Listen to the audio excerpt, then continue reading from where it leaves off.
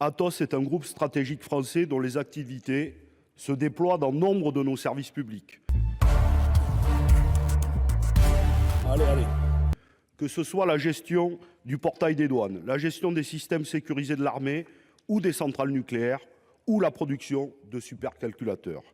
Suivant les conseils du désormais bien connu cabinet McKinsey, la direction du groupe a annoncé au début de l'année 2022 son souhait de scission de l'entité en deux branches, l'une consacrée à l'activité d'infogérance, l'autre regroupant les activités de cybersécurité, de cloud et de data. Par la suite, serait envisagée la cession totale de la première branche et l'introduction de la seconde en bourse. L'objectif annoncé tiendrait à retrouver des marges de manœuvre financières pour remédier aux difficultés liées notamment à des crises successives de gouvernance industrielle et sous pression financière.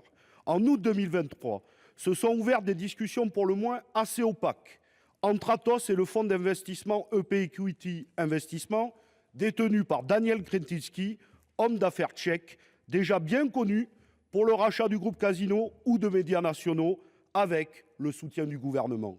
Le mois dernier, David Layani, PDG de la société OnePoint, proche de l'Élysée, a annoncé avoir acheté 10% des actions d'Atos, devenant ainsi le premier actionnaire du groupe.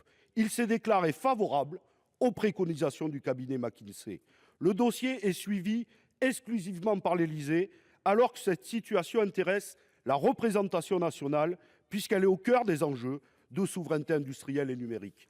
Ainsi, chers collègues, nous vous demandons, avec l'ensemble des groupes de gauche, de voter cet amendement de nationalisation temporaire du groupe, afin de dégager du temps pour envisager collectivement une stratégie relative à l'avenir d'Atos. Je vous remercie.